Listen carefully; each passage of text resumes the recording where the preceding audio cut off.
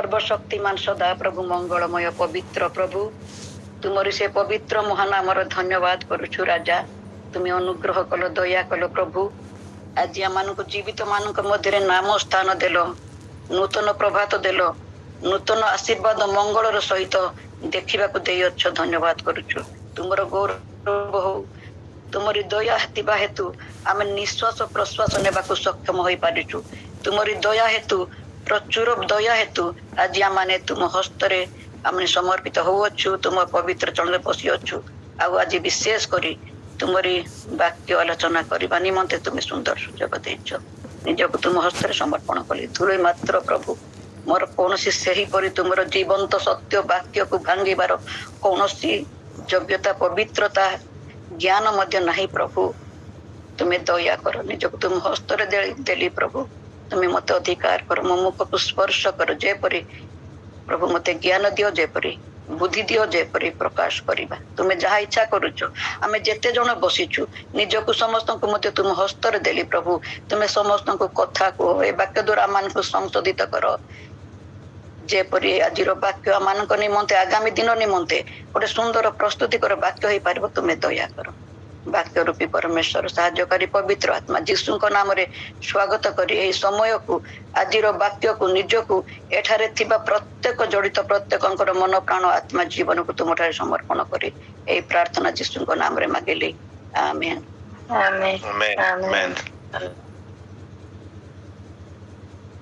ପ୍ରଭୁ ମହାନ, ପ୍ରଭୁଙ୍କର ପ୍ରେମ, ପ୍ରଭୁଙ୍କର ମଙ୍ଗଳ ଦାନ ଆମେ ଯେତେ ବର୍ଣ୍ଣନା କଲେ ମଧ୍ୟ ଉଣା ପଡିଥାଏ। ଆମ ଜୀବନରେ ପ୍ରଭୁ ଏତେ ଆଶୀର୍ବାଦ କରିଛନ୍ତି। ବିଶେଷ କରି ଆଜି ସେ ତାଙ୍କର ପରିଚୟ ଆମମାନଙ୍କୁ ଦେଇଛନ୍ତି। ଏହି ମଙ୍ଗଳ ଦାନ ଠାରୁ ଅଧିକ ବିଷୟ ଆମମାନଙ୍କ ଜୀବନରେ କିଛି ନାହିଁ। ପ୍ରଭୁ ଏତେ ପ୍ରେମ କରିଛନ୍ତି, ସେ ସ୍ୱର୍ଗର ସଂସ୍ଥାପିତ ବାକ୍ୟ, ପବିତ୍ର ବାକ୍ୟ ସେ ଆମମାନଙ୍କୁ ପ୍ରଦାନ କରିଛନ୍ତି। ଯେପରି ସେ ବାକ୍ୟ ଦ୍ୱାରା ଆମେ ସଂଶୋଧିତ ହେବା, ଆମେ ପରିଷ୍କୃତ ହେବା, ଆଉ ସେ ଦିନ ନିମନ୍ତେ ଆମେ ମନୋନୀତ ହୋଇପାରିବା। ସେଥିପାଇଁ ପ୍ରଭୁ ଆମମାନଙ୍କୁ ମନୋନୀତ ଦେଇଛନ୍ତି ସୁନ୍ଦର ବାକ୍ୟ। ସେଥିପାଇଁ ଧନ୍ୟବାଦ କରୁଛି। ଆଉ ପ୍ରିୟମାନେ, ଆଉ ପ୍ରଭୁଙ୍କର ମଙ୍ଗଳ ଦାନ ତ ଅନେକ, ଆମେ ଧନ୍ୟବାଦ ଦେଇପାରିବା ନାହିଁ ତାଙ୍କର ଗୋଟେ ଗୋଟେ ମଙ୍ଗଳ ଦାନକୁ ଚିନ୍ତା କଲେ। ଏଇ ତାଙ୍କର ଆଜି ସୁନ୍ଦର ଏ ଗଭୀର ବାକ୍ୟକୁ ଆଜି ଆମମାନେ ଆଲୋଚନା କରିବା। ସେ ଯେହେତୁ ସେ ପ୍ରେମ କରନ୍ତି, କଥା କହିବାକୁ ଯାଉଅଛନ୍ତି। ପ୍ରଭୁ ଯାହାକୁ ପ୍ରେମ କରନ୍ତି ସେ କଥା କୁହନ୍ତି। ପ୍ରଭୁ ଯେତେବେଳେ ଜଗତରେ ଥିଲେ ପ୍ରିୟମାନେ, ତାଙ୍କର ଶିଷ୍ୟମାନଙ୍କୁ ବିଭିନ୍ନ ଦୃଷ୍ଟାନ୍ତ ଦେଇ କଥା ଗଳ୍ପ କହୁଥିଲେ, ଯେପରି ସେମାନେ ବୁଝିପାରିବେ। ଆମମାନଙ୍କୁ ମଧ୍ୟ ସେଇ ଅନେକ ବାକ୍ୟର ଦୃଷ୍ଟାନ୍ତ ଦିଆଯାଇଛି, ଯେପରି ଆମମାନେ ବାକ୍ୟକୁ ବୁଝିବା। ପ୍ରଭୁ କଣ କଥା କହୁଛନ୍ତି ତାହାକୁ ଆମେ ଯେପରି ହୃଦୟଙ୍ଗମ କରିବା। ସେଥିପାଇଁ ପ୍ରଭୁ ଆମମାନଙ୍କୁ ସୁନ୍ଦର ସୁନ୍ଦର ଦୃଷ୍ଟାନ୍ତ ଗଳ୍ପ ଦ୍ୱାରା ଆମ କଥା କହିଅଛନ୍ତି। ଆମେ ଦେଖୁ ଆମର ବାଇବଲରେ ସୁନ୍ଦର ଗୋଟେ ଗପ ଆମେ ଦେଖୁ। ଜଣେ ବ୍ୟକ୍ତି ଜେରୁସାଲେମରୁ ଜିରିହକୁ ଯାଉଥିଲେ। ଆଉ ଜେରୁସାଲେମରୁ ଜିରିହର ପଥ ଅନେକ ଅଙ୍କା ବଙ୍କା ରାସ୍ତା ଥିଲା, ପଥୁରିଆ ଭୂଇଁ ଥିଲା, ଆଉ ଡକାୟତ ମାନଙ୍କ ପାଇଁ ସୁବିଧାର ସ୍ଥାନ ଥିଲା। ସେଥିପାଇଁ ଡକାୟତ ମାନଙ୍କ ଦ୍ୱାରା ସେ ବ୍ୟକ୍ତି ହାବୁଡରେ ପଡିଲା। ଏହା ସତ୍ୟ ଘଟଣା, ଏହା ଗୋପ ନୁହେଁ। ଆଉ ଧନୀ ବ୍ୟକ୍ତି ଏବଂ ଲାଜାରଙ୍କର ମଧ୍ୟ ପ୍ରଭୁ ଏଠି ଦୃଷ୍ଟାନ୍ତ ଦେଇ ତାଙ୍କର ଲୋକମାନଙ୍କୁ ସେ କଥା କହିଅଛନ୍ତି। ଏହା ମଧ୍ୟ ସତ୍ୟ କଥା। ପ୍ରଭୁ ଏହିପରି ଅନେକ ଦୃଷ୍ଟାନ୍ତ ମାଧ୍ୟମରେ ଆମ୍ଭମାନଙ୍କ ନିକଟରେ ଉପସ୍ଥାପନ କରିବାକୁ ଚାହୁଁଛନ୍ତି। ପ୍ରଭୁ ଯୀଶୁଙ୍କର ଯେତେ ଘଟଣା ବି ଆମେ ଦେଖୁ, ସତ୍ୟ ଘଟଣା ଉପରେ ସେ ଆଧାରିତ। ତାହା ପ୍ରଭୁ ଯୀଶୁ ଆମମାନଙ୍କ ନିକଟରେ ଉପସ୍ଥାପନ କରିଛନ୍ତି। ଆଜି ଆମେ ଯେଉଁ ବିଷୟ ଆଲୋଚନା କରିବା ତାହା ମଧ୍ୟ ଗୋଟେ ଦୃଷ୍ଟାନ୍ତ। ଦୃଷ୍ଟାନ୍ତ ମଧ୍ୟରେ ଗଭୀର ଅର୍ଥ, ଆଉ ଦୃଷ୍ଟାନ୍ତ ମଧ୍ୟରେ ଆମକୁ କିଛି ସେ ସାଙ୍କେତିକ ନିର୍ଦ୍ଦେଶ ଆମକୁ ଦେବାକୁ ଯାଉଅଛନ୍ତି। ଦୃଷ୍ଟାନ୍ତ ଦ୍ୱାରା ଗଭୀର ଅର୍ଥ ବୁଝିବାକୁ ପ୍ରଭୁ ସଂକେତ ପ୍ରଦାନ କରୁଛନ୍ତି। ଆମେ ଯାହାକି ଆମେ ଜାଣିଛୁ, ବାରମ୍ବାର ଜାଣିଛୁ, ଆମେ ସାଧାରଣ ଭାବୁ, କିନ୍ତୁ ପ୍ରଭୁ ଏହି ବିଷୟରେ କଥା କହନ୍ତି। ଗୋଟେ ଦୃଷ୍ଟାନ୍ତର ଗଳ୍ପ ଯାହାକି ଆମେ ଦେଖିବା ମାଥ୍ୟୁ 25 ପର୍ବ 1-13 ପଦ। ଯଦି କିଏ ପାଠ କରିବେ ଭଲ ହବ। ମାଥ୍ୟୁ 25 ପର୍ବ 1-13 ପଦ। ସେତେବେଳେ ସ୍ୱର୍ଗ ରାଜ୍ୟ 10 ଜଣ କନ୍ୟାଙ୍କ ସଦୃଶ ହେବ। ସେମାନେ ଆପଣା ଆପଣା ପ୍ରଦୀପ ଘେନି ବରଙ୍କ ସହିତ ସାକ୍ଷାତ କରିବାକୁ ବାହାରିଲେ। ସେମାନଙ୍କ ମଧ୍ୟରୁ 5 ଜଣ ନିର୍ବୁଦ୍ଧି ଓ 5 ଜଣ ସୁବୁଦ୍ଧି ଥିଲେ। ନିର୍ବୁଦ୍ଧିମାନେ ପ୍ରଦୀପ ନେବା ସମୟରେ ନିଜ ନିଜ ସହିତ ତୈଳ ନେଲେ ନାହିଁ, ମାତ୍ର ସୁବୁଦ୍ଧିମାନେ ଆପଣା ଆପଣା ପ୍ରଦୀପ ସହିତ ପାତ୍ରରେ ତୈଳ ନେଲେ। ବରଙ୍କ ଆସିବାର ବିଳମ୍ବ ହୁଅନ୍ତେ ସମସ୍ତେ ଢୁଳାଇ ଢୁଳାଇ ଶୋଇ ପଡ଼ିଲେ। କିନ୍ତୁ ଅଧରାତ୍ରରେ ଏଇ ଦେଖ ବର ତାଙ୍କ ସାଙ୍ଗରେ ସାକ୍ଷାତ କରିବାକୁ ବାହାର, ଏପରି କୋଳାହଳ ହେଲା। ସେତେବେଳେ ସେଇ କନ୍ୟା ସମସ୍ତେ ଉଠି ଆପଣା ଆପଣା ପ୍ରଦୀପ ସଜାଡ଼ିଲେ। କିନ୍ତୁ ନିର୍ବୁଦ୍ଧି ମାନେ ସୁବୁଦ୍ଧି ମାନଙ୍କୁ କହିଲେ, ତୁମ୍ବ ତେଲରୁ ଆମକୁ ଟିକେ ଦିଅ, କାରଣ ଆମ ଦୀପ ସବୁ ଲିଭି ଯାଉଅଛି। ମାତ୍ର ସୁବୁଦ୍ଧି ମାନେ ଉତ୍ତର ଦେଲେ ନାହିଁ, ନାଇଁ ନାଇଁ, ତୁମ ଆମ ପାଇଁ ତ ଅଣ୍ଟିବ ନାହିଁ, ବରଂ ଦୋକାନୀ ମାନଙ୍କ ପାଖକୁ ଯାଇ ଆପଣା ଆପଣା ନିମନ୍ତେ କିଣି ଆଣ। କିନ୍ତୁ ସେମାନେ କିଣିବାକୁ ଯାଉଥିବା ସମୟରେ ବର ଆସିଲେ। ପୁଣି ଯେଉଁମାନେ ପ୍ରସ୍ତୁତ ଥିଲେ ସେମାନେ ତାଙ୍କ ସହିତ ବିବାହ ଉତ୍ସବରେ ଯୋଗଦାନ କରିବା ନିମନ୍ତେ ଗୃହରେ ପ୍ରବେଶ କଲେ। ଆଉ ଦ୍ୱାର ବନ୍ଦ କରାଗଲା। କେତେ ଯାଏ ପଢିବା କି?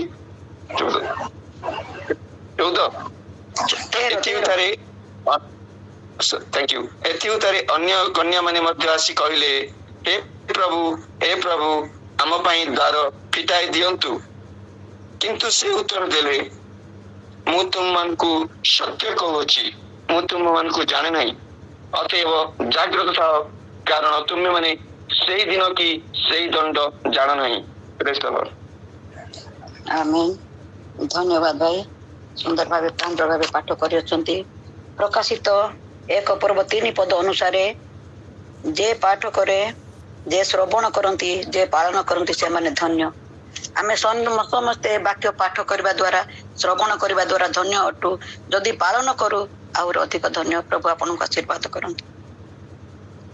ଆମମାନେ ଏହି ଗଳ୍ପ 10 କୁମାରୀ କନ୍ୟା ମାନଙ୍କର ଗଳ୍ପ, ଯୋଉମାନେ ଛୋଟ ବେଳୁ ପ୍ରଭୁଙ୍କୁ ଜାଣିଛୁ, ସଣ୍ଡେ ସ୍କୁଲ ଠାରୁ ଶିଖିଛୁ, ଗଳ୍ପ ଶୁଣିଛୁ, ବାପା ମା ଠାରୁ ଗଳ୍ପ ପଢିଛୁ, ପ୍ରଭୁଙ୍କ ଲୋକମାନଠାରୁ ଶୁଣିଛୁ। ଏହି ଗପ ପ୍ରାୟ ସମସ୍ତେ ଜାଣିଅଛୁ 10 କୁମାରୀ କନ୍ୟା ମାନଙ୍କର ବିଷୟରେ। ଆମମାନଙ୍କର ଯେତେ ବି ଆମେ ଜାଣିନୁ ଏ ବିଷୟ ବୋଲି କହିବା ନାହିଁ। ଆଉ ଅନେକ ଠାରେ ଆମେ ବିଭିନ୍ନ କିଡ୍ସ ମାଧ୍ୟମରେ, ନାଟକ ମାଧ୍ୟମରେ ମଧ୍ୟ ଏଇ 10 କୁମାରୀ କନ୍ୟା ମାନଙ୍କର ଗଳ୍ପ ଇତିହାସ ଆମେ ଜାଣିଅଛୁ ଯେ ସେଠିରେ କଣ ଲେଖାଯାଏ, ଏ 10 କୁମାରୀ କନ୍ୟା ମାନେ କିଏ, କାହିଁକି ଏ ଦୃଷ୍ଟାନ୍ତ ଦିଆଗଲା, ଶିକ୍ଷା ମଧ୍ୟ ପାଇଥାଉ। ଆଉ ଏହା କାହା ପାଇଁ କୁହାଗଲା ଆମେ ଅଧିକ ଆଲୋଚନା କରିବା ନାହିଁ। ଆମେ ପ୍ରଥମେ ଏଟାକୁ ଆଲୋଚନା କରିବା 10 କୁମାରୀ କନ୍ୟା କଣ, କିପରି। ଆସନ୍ତୁ ମୁଁ ପାଠ କରୁଛି ମାଥ୍ୟୁ 25 ପର୍ବ 1 ପଦ। ସେତେବେଳେ ସ୍ୱର୍ଗ ରାଜ୍ୟ 10 ଜଣ କନ୍ୟାଙ୍କ ସଦୃଶ ହେବ। ସେମାନେ ଆପଣା ଆପଣା ପ୍ରଦୀପ ଘେନି ବରଙ୍କ ସହିତ ସାକ୍ଷାତ କରିବାକୁ ବାହାରିଲେ। ଆମେ ସମସ୍ତେ ଏହା ବୁଝୁଅଛୁ। 1 ପଦରେ ଏହିପରି ଲେଖାଯାଇଅଛି, ସେତେବେଳେ ସ୍ୱର୍ଗ ରାଜ୍ୟ 10 ଜଣ କନ୍ୟାଙ୍କ ସଦୃଶ ହେବ। ପ୍ରଭୁ ଏଟା ସ୍ୱର୍ଗ ରାଜ୍ୟର ଗୋଟିଏ ପରିଚୟ ଦେବା ନିମନ୍ତେ, ସ୍ୱର୍ଗ ରାଜ୍ୟ ବିଷୟରେ କିଛି ପରିଚୟ ଦେବା ନିମନ୍ତେ ପ୍ରଭୁ ଯୀଶୁ ଆପଣା ଶିଷ୍ୟ ମାନଙ୍କୁ, ଅନୁଗମନକାରୀ ମାନଙ୍କୁ, ଆପଣା ବିଶ୍ୱାସୀ ମାନଙ୍କୁ ଏହି ଦୃଷ୍ଟାନ୍ତ ଦେଇଥିଲେ ବା ପ୍ରଦାନ କରିଥିଲେ। ହେଲେ ପ୍ରଶ୍ନ ଉଠେ, କଣ ପାଇଁ ଏହି ଦୃଷ୍ଟାନ୍ତ ଦିଆଯାଇଅଛି କି? ଆମେ ଯେତେବେଳେ ପ୍ରଭୁଙ୍କୁ ଜାଣିଛୁ, ଆମର ଗୋଟେ ଲକ୍ଷ୍ୟ ରହିଯାଉଅଛି, ଆମେ ଆଗମନ ପରେ ଯେପରି ସ୍ୱର୍ଗ ରାଜ୍ୟକୁ ଯିବା, ସ୍ୱର୍ଗ ରାଜ୍ୟରେ ବାସ କରିବା। ଆଉ ସେମାନଙ୍କ ପାଇଁ ଏହା କୁହାଯାଇଅଛି, ସେ ଉଦାହରଣ ଦିଆଯାଇଛି, ଯୋଉମାନେ ସ୍ୱର୍ଗ ରାଜ୍ୟକୁ ଯିବା ନିମନ୍ତେ ଆଶା ଭରସା ରଖିଅଛୁ, ସେମାନଙ୍କୁ ସ୍ୱର୍ଗ ରାଜ୍ୟର ପରିଚୟ ଦେବା ପାଇଁ ବା ଧାରଣା ଦେବା ନିମନ୍ତେ ଏହି ଦୃଷ୍ଟାନ୍ତ କହିଅଛନ୍ତି। ଏହି ଦୃଷ୍ଟାନ୍ତ ବିଷୟରେ ଆମେ ଭଲ ଭାବରେ ଜାଣୁ ମଧ୍ୟ। ପ୍ରଭୁ ଯୀଶୁଙ୍କର ଆଗମନ କଣ ପାଇଁ? ପ୍ରଭୁ ଯୀଶୁ ସେ ସୁସଜ୍ଜିତା କନ୍ୟାକୁ ଗ୍ରହଣ କରିବା ପାଇଁ ପ୍ରଭୁ ଯୀଶୁ ବର ଭାବେ ଆସୁଅଛନ୍ତି। ଆମେ ଗଳ୍ପର ଅଧିକ ବ୍ୟାଖ୍ୟା କରିବା ନାହିଁ, କିଛି ସାରାଂଶ ଦେଖିବା। ମୋର ପ୍ରିୟ ପ୍ରଭୁଙ୍କର ଲୋକମାନେ, ଆମେ ଏହି 10 କନ୍ୟାଙ୍କ ଗଳ୍ପ ପଢିଛୁ, ପ୍ରଭୁଙ୍କ ଦାସ ମାନଙ୍କ ଦ୍ୱାରା ମଧ୍ୟ ଦୃଷ୍ଟାନ୍ତ ଶୁଣିଥାଉ। ସେତେବେଳେ ଆମର ଫୋକସ ଥାଏ କେବଳ 5 ନିର୍ବୁଦ୍ଧି କନ୍ୟା ମାନଙ୍କ ଉପରେ। 5 ନିର୍ବୁଦ୍ଧି କନ୍ୟା ମାନଙ୍କ ଉପରେ ଅଧିକ ଫୋକସ ଥାଏ, କାରଣ ସେମାନେ ଅପ୍ରସ୍ତୁତ ଥିଲେ, ବରଙ୍କ ସହିତ ସାକ୍ଷାତ କରିପାରିଲେ ନାହିଁ। ଏହି ବାକ୍ୟ ଆମେ ଅଧିକ ଆଲୋଚନା କରିଥାଉ। ଯେପରି ମାର୍ଥା ମରିୟମ କଥା ଯେତେବେଳେ ଆଲୋଚନା କରୁ, ଆମେ ମାର୍ଥାଙ୍କୁ ମଧ୍ୟ ଅଧିକ ସ୍ଥାନ ଦେଇଥାଉ, ମରିୟମକୁ ଦେଇନଥାଉ। କିନ୍ତୁ କାହାର କାର୍ଯ୍ୟ କଣ, ଅଲଗା ଅଲଗା କାର୍ଯ୍ୟ ଥାଏ। ହେଲେ ଆମେ ଏଠି ଦେଖୁ, ଆଜି ଆମେ 1 ରୁ 13 ପଦ ପଢିଲେ ସତ, କିନ୍ତୁ 6 ପଦ ଗୋଟେ ଆମେ ଆଲୋଚନା କରିବା। ମୁଁ ପାଠ କରୁଅଛି 6 ପଦ। କିନ୍ତୁ ଅର୍ଦ୍ଧରାତ୍ରରେ ଏହି ଦେଖ, ବର ତାଙ୍କ ସାଙ୍ଗରେ ସାକ୍ଷାତ କରିବାକୁ ବାହାର ଏପରି କୋଳାହଳ ହେଲା। କୋଳାହଳ ହେଲା। କେଉଁ ସମୟରେ କୋଳାହଳ ହେଇଛି ନା? ଅର୍ଦ୍ଧରାତ୍ରରେ। ପ୍ରିୟମାନେ, ଆମେ ଦେଖିଛୁ ଏଟା ଆମର ବର୍ତ୍ତମାନ ଆମର ଏଟା ପ୍ରଭାତ ସମୟ, ମଧ୍ୟାହ୍ନ ସମୟ, ସନ୍ଧ୍ୟା ସମୟ, ରାତ୍ର ସମୟ ଆଉ ଅର୍ଦ୍ଧରାତ୍ର ସମୟ।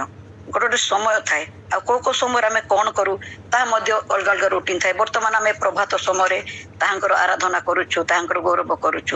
ଆଉ ଅଳ୍ପ ସମୟ ପରେ ଆମର କାର୍ଯ୍ୟ କରିବା, ତାପରେ ସନ୍ଧ୍ୟା ଆସିବ। ଏହିପରି ପର୍ଯ୍ୟାୟକ୍ରମେ ଆମେ ସମୟର ସଦ୍ବ୍ୟବହାର କରିଥାଉ। ଆମେ ଏଇ ଅର୍ଦ୍ଧରାତ୍ରରେ 6 ପଦରେ ଲେଖାଯାଉଛି, କିନ୍ତୁ ଅର୍ଦ୍ଧରାତ୍ରରେ ଏହି ଦେଖ ବର ତାଙ୍କ ସାଙ୍ଗରେ ସାକ୍ଷାତ କରିବାକୁ ବାହାର ଏପରି କୋଳାହଳ ହେଲା। ପ୍ରିୟମାନେ, ଆଜି ଆମେ ଅର୍ଦ୍ଧରାତ୍ର ବିଷୟରେ ଆଲୋଚନା କରିବା। ଆମେ କୋଉ ସମୟରେ ଆମେ ଆମର ପ୍ରତ୍ୟେକଙ୍କର ବିଷୟ ବ୍ୟକ୍ତିଗତ ଜୀବନରେ କୋଉ ସମୟରେ କଣ କାର୍ଯ୍ୟ କରୁ ତାହା ତ ଆମେ ନିଜେ ନିର୍ଦ୍ଧାରିତ କରିଅଛୁ, କିନ୍ତୁ ବାଇବଲରେ ଏ ଅର୍ଦ୍ଧ ସମୟ ବିଷୟରେ କାହିଁକି ଲେଖାଗଲା? ଅର୍ଦ୍ଧରାତ୍ର ଏହି ଦୃଷ୍ଟାନ୍ତ ପ୍ରଭୁ ଯୀଶୁଙ୍କ ଦ୍ୱାରା କୁହାଯାଇଅଛି। କେବଳ ସ୍ୱର୍ଗର ଏକ କ୍ଷୁଦ୍ର ଦୃଷ୍ଟାନ୍ତ ମାତ୍ର। ଦୃଷ୍ଟାନ୍ତରେ ଆମେ ଜାଣୁଅଛୁ ବର ଆସୁଅଛନ୍ତି, ତେଣୁ କୋଳାହଳ ହଉଅଛି। ବର ଆସୁଅଛନ୍ତି ବୋଲି, ଅର୍ଦ୍ଧରାତ୍ରରେ ଆସୁଅଛନ୍ତି ବୋଲି କୋଳାହଳ ହଉଅଛି। ବର କୌଣସି ପ୍ରକାରେ ଯେଉଁ ବର ଆସୁଅଛନ୍ତି ସେ ବର କୌଣସି ଆମୋଦ ପ୍ରମୋଦ କରିବାକୁ ଆସୁନାହାନ୍ତି। ବର କୌଣସି ଭୋଜି ଭାତ ଖାଇବାକୁ ଆସୁନାହାନ୍ତି। ବର କୌଣସି କାର୍ଯ୍ୟ ଦେଖିବାକୁ ଆସୁନାହାନ୍ତି, କିମ୍ବା କୌଣସି ବିଷୟ ଦେଖେଇବାକୁ ମଧ୍ୟ ଆସୁନାହାନ୍ତି। ପ୍ରିୟ ପ୍ରଭୁଙ୍କ ଲୋକମାନେ ସମସ୍ତେ ବର ଆସୁଅଛନ୍ତି ସଜ୍ଜିତା କନ୍ୟାକୁ ଗ୍ରହଣ କରିବା ପାଇଁ। ବର ଆସୁଅଛନ୍ତି ତାଙ୍କ ନିମନ୍ତେ ପ୍ରସ୍ତୁତ କନ୍ୟାକୁ ନେବା ନିମନ୍ତେ, ଯାହାଙ୍କ ପାଇଁ ତାଙ୍କର ବାଗଦତ୍ତା ହୋଇଅଛି। ଯୋଉଟାକୁ ଆମେ କହୁଛୁ ଜାଗତିକ ଭାବେ ଆମର ବନ୍ଦୋବସ୍ତ କରାଯାଏ, ନେଗୋସିଏସନ କୁହାଯାଉଅଛି। ସେଇ କନ୍ୟାକୁ ନେବା ପାଇଁ ବର ଆସୁଅଛନ୍ତି। ତାହା ମନେ ରଖିବାର ଆବଶ୍ୟକତା ଅଛି। ପ୍ରଭୁ ଆସୁନାହାନ୍ତି। ଏ ଯୋଉ ଆମେ ଆସିବା କଥା ଆମେ ପଢୁଛୁ, ପ୍ରଭୁ ଆସୁଅଛନ୍ତି। ଏ ସୁସଜ୍ଜିତା କନ୍ୟା ସେ ଯେ ମଣ୍ଡଳୀର ନିଦର୍ଶନ ଅଟେ। ଆମେ ବର୍ତ୍ତମାନ ମଣ୍ଡଳୀକୁ ବୁଝିବା। ସେ ସଜ୍ଜିତା କନ୍ୟା, ଆମେ ଖ୍ରୀଷ୍ଟୀୟ ଭାବରେ ବାଇବଲ ମତ ଅନୁସାରେ ଆମେ କନ୍ୟା ମଣ୍ଡଳୀକୁ ବୁଝାଉ। ଆମେ ବର ତାହାକୁ ଗ୍ରହଣ କରିବା ପାଇଁ ସେ ଆସୁଅଛନ୍ତି। ସେ ମଣ୍ଡଳୀକୁ, ସୁସଜ୍ଜିତା ମଣ୍ଡଳୀକୁ ନେବା ପାଇଁ ବର ଆସୁଛନ୍ତି। ବର ଆସିବା ସମୟରେ 10 ଜଣ କନ୍ୟାକୁ ସେମାନେ ପ୍ରସ୍ତୁତ କରିଅଛନ୍ତି ବରଙ୍କୁ ପାଛୋଟିବା। ଆମେ ଦେଖିଛୁ, ବିଶେଷ କରି ଖ୍ରୀଷ୍ଟୀୟ ବାହାଘର ମାନଙ୍କର ଆମେ ଦେଖୁ ବର କନ୍ୟାଙ୍କୁ ପାଛୋଟି ଆଣିବା ପାଇଁ ମଧ୍ୟ ସମ୍ମାନର ସହିତ ଦିଟା ଯୋଉ ଫ୍ଲାୱାର ଗାର୍ଲସ ମାନେ ଫୁଲ ବିଛି ବିଛି ସମ୍ମାନ ସହିତ ଆଣନ୍ତି। ଏଇଠାରେ ବରଙ୍କୁ ପାଛୋଟିବା ନିମନ୍ତେ 10 ଜଣ କୁମାରୀ କନ୍ୟା ମାନଙ୍କୁ ଆହ୍ୱାନ କରାଯାଇଛି। ସେମାନେ ସେ କୁମାରୀ କନ୍ୟା ମାନେ ବରଙ୍କୁ ପାଛୋଟି ଆଣିବେ, ତାଙ୍କୁ ସାକ୍ଷାତ କରିବେ, ତାଙ୍କୁ ସ୍ୱାଗତ କରିବେ। ସେଥିପାଇଁ ସେମାନଙ୍କୁ 10 ଜଣ କୁମାରୀ କନ୍ୟା ମାନଙ୍କୁ ଆହ୍ୱାନ କରାଯାଇଛି। ଏମାନଙ୍କୁ କିଛି ବିଷୟ ମଧ୍ୟ ଦିଆଯାଇଛି। ଆମେ ଯେତେବେଳେ ଆମ ଝିଅମାନେ ପିଲାମାନେ ଆମ ବିଭିନ୍ନ ସ୍ଥାନକୁ, ସଭା ସମିତିକୁ ମାନ୍ୟଗଣ୍ୟ ବ୍ୟକ୍ତି ଆସନ୍ତି, ଆମେ ତାଙ୍କୁ ଫୁଲ ମାଳ ଦଉ, ନହେଲେ ଫୁଲ ତୋଳା ଦଉ। ଆଉ ପିଲାମାନଙ୍କୁ ଶିକ୍ଷା ଦିଆଯାଇଥାଏ, ପ୍ରଣାମ କରିବ କିମ୍ବା ନମସ୍କାର କରିବ, କିନ୍ତୁ ହାତ ମିଶେଇବ। ପିଲାମାନଙ୍କୁ ଗୋଟେ ଦାୟିତ୍ୱ ଦିଆଯାଇଥାଏ। ସେଇଦିନ ସେ 10 କୁମାରୀ କନ୍ୟା ମାନଙ୍କୁ ପ୍ରସ୍ତୁତି କରି ପଠାଯାଇଅଛି। ସେମାନେ ବରଙ୍କ ସହିତ ସାକ୍ଷାତ କରିବେ, ବରଙ୍କୁ ସେମାନେ ଭେଟିବେ।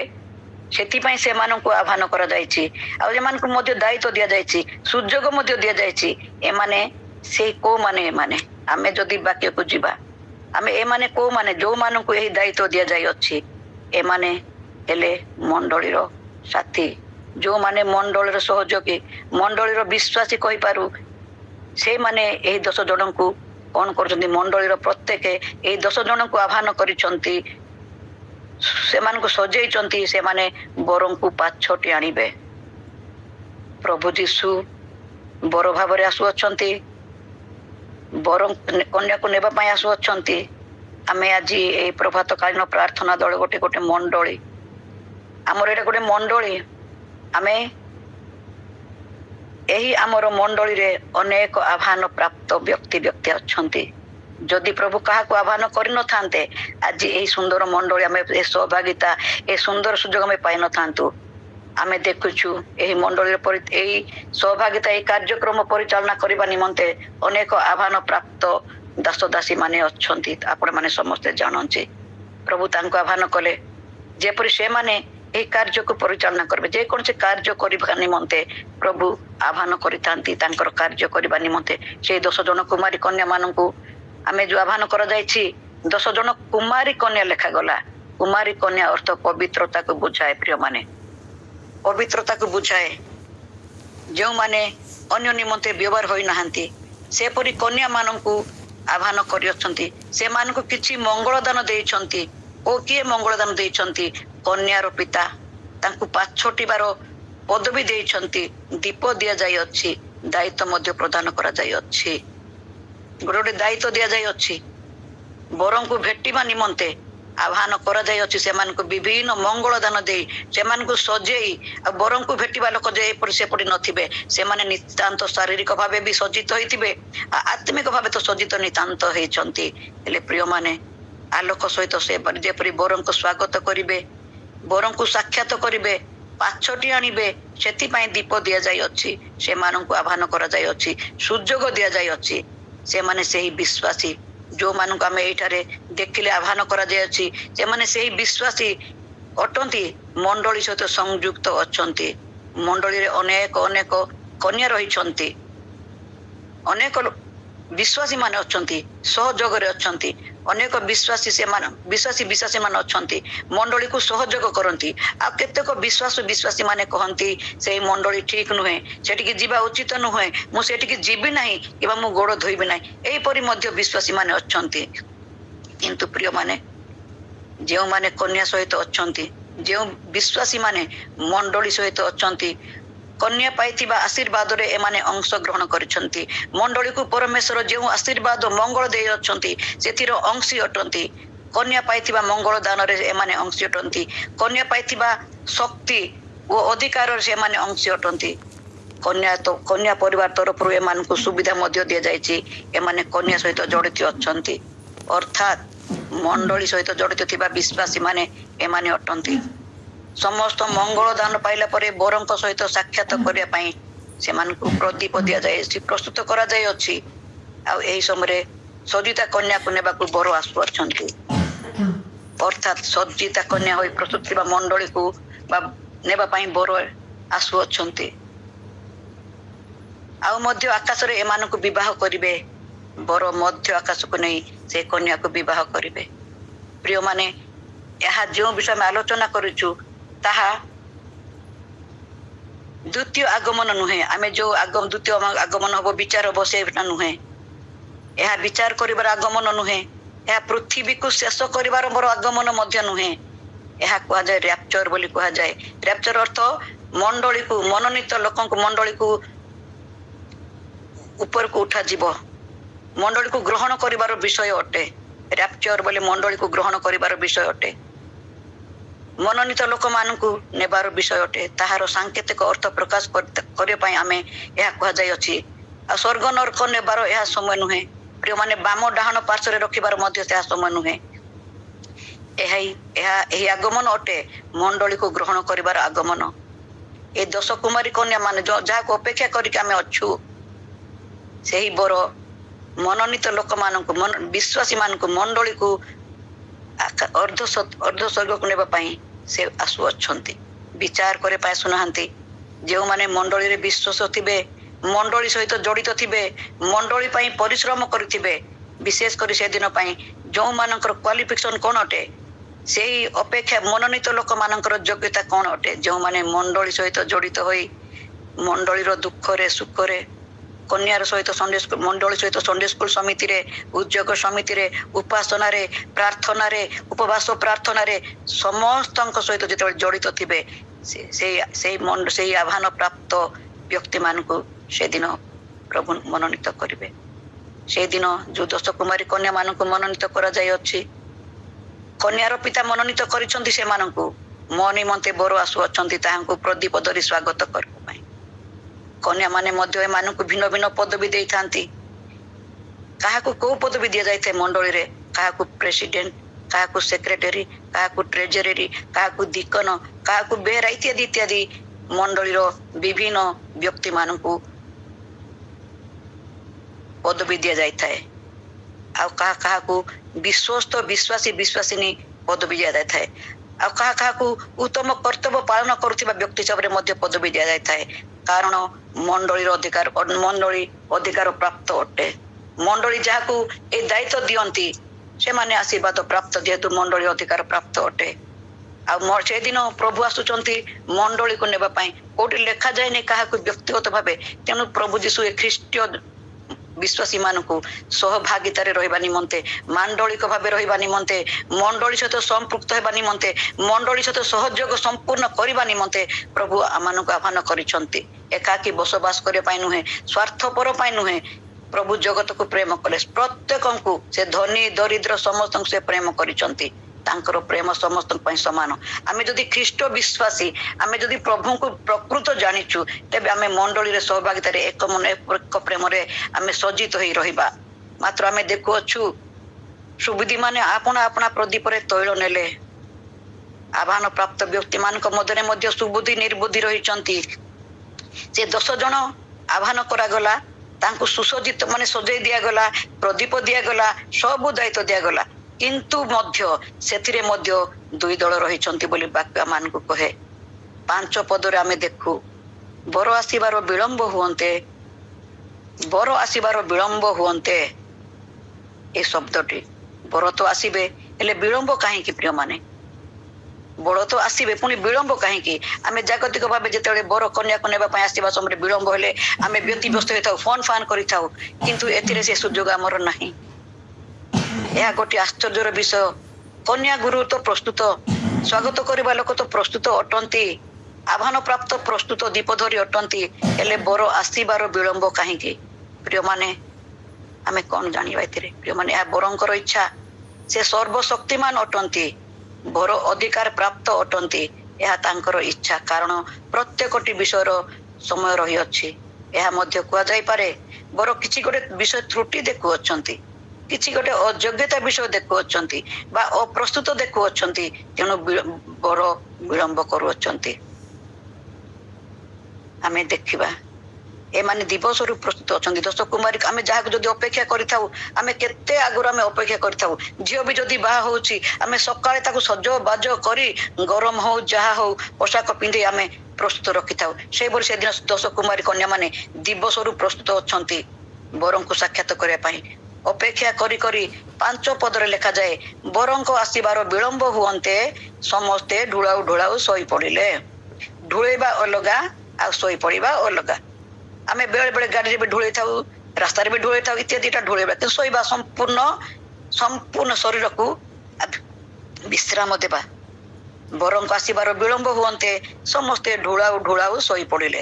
ପ୍ରିୟମାନେ, 10 ଜଣ ଯାକ ଆହ୍ୱାନ ପ୍ରାପ୍ତ ସମସ୍ତେ ପ୍ରସ୍ତୁତି ଥିଲେ, କିନ୍ତୁ ଶୋଇ ପଡିଲେ। ଯେହେତୁ ବିଳମ୍ବ ସକାଶେ ସେମାନେ ଶୋଇ ପଡିଲେ। ବିଳମ୍ବ ସକାଶେ, ହଁ ଆଉ ଟିକେ ପରେ ଆମେ ଆରେଷ୍ଟ ନେଇଥିବା, ଆଉ ଟିକେ ପରେ ଉଠିବା, ଏହିପରି ସେମାନେ ଅବହେଳା। ଠିକ ସେହିପରି ଲୋକମାନଙ୍କ ମଧ୍ୟରେ, ଆମ ମାନଙ୍କ ମଧ୍ୟରେ ପ୍ରଭୁଙ୍କର ବିଳମ୍ବ ଦେଖି ଆମେ ମଧ୍ୟ 2000 ବର୍ଷ ପୂର୍ବରୁ ଆମେ ଶୁଣୁଛୁ ଈଶ୍ୱରଙ୍କର ଆଗମନ ହବ। ଆମେ ମଧ୍ୟ ବିଳମ୍ବ ସକାଶୁ ଆମେ ମଧ୍ୟ ଆତ୍ମିକ ଜୀବନରେ ଦୁର୍ବଳ ହେଇ ପଡୁଛେ।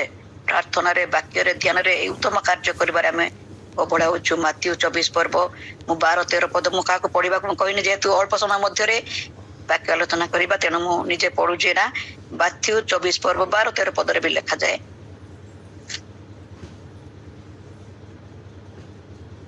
ପୁଣି ଅଧର୍ମ ବୃଦ୍ଧି ପାଇବାରୁ ଅଧିକାଂଶ ଲୋକଙ୍କର ପ୍ରେମ ଶୀତଳ ହୋଇଯିବ।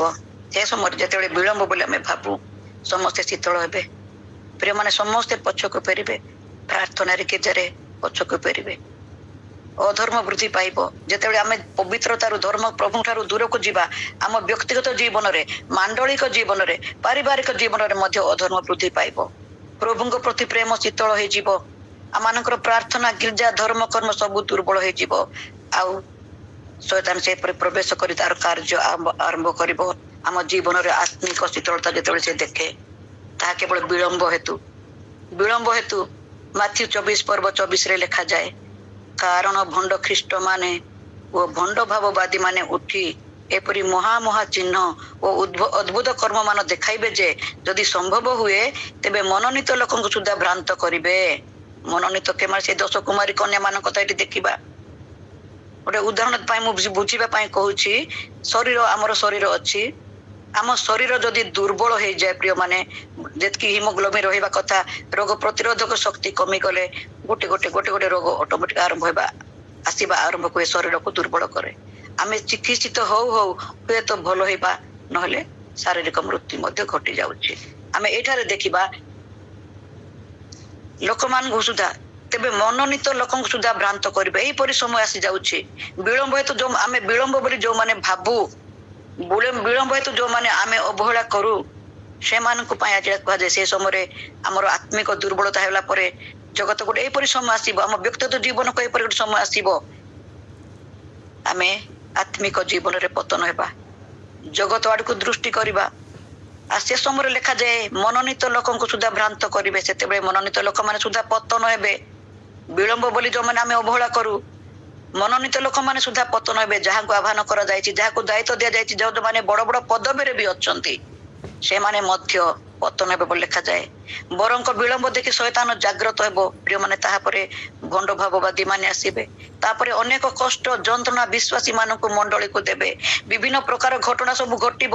ଆଉ ସେତେବେଳକୁ ଆଉ ଯୋଉମାନେ ଆହ୍ୱାନ ପ୍ରାପ୍ତ ଦାୟିତ୍ୱ ପ୍ରାପ୍ତ ସେମାନେ ମଧ୍ୟ ପଥ ଭ୍ରଷ୍ଟ ହେବେ, ହୋଇଯିବେ ବୋଲି ଲେଖାଯାଏ।